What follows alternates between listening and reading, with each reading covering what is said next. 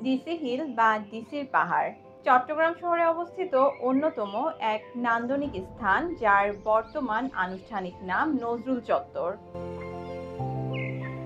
কোলাহলপূর্ণ নাগরিক জীবনের মাঝে এ যেন এক প্রশান্তির স্থান। প্রতিদিন সকালে নানান বয়সের মানুষকে এখানে যোগ ব্যায়াম সহ বিভিন্ন ধরনের শরীর চর্চা করতে দেখা যায়। ইংরেজ শাসনামলের গোড়ার দিকে এই পাহাড়ে এক চাকমা রাজার বাড়ি ছিল। পরবর্তীতে এখানে চট্টগ্রামের জেলা প্রশাসকের বাসভবন স্থাপিত হওয়ায় কালক্রমে এই পাহাড় ডিসি হিল নামে ব্যাপক পরিচিতি লাভ করে।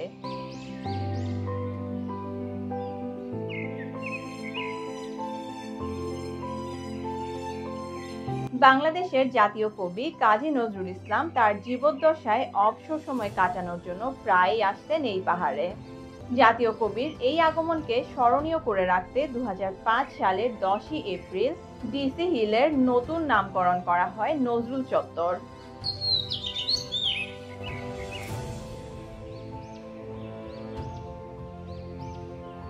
1970 দশকের শেষ ভাগ থেকেই এখানে বাংলা বৈশাখ মাসের 1 তারিখ বর্ষবরণ উৎসব পালিত হয়ে আসছে।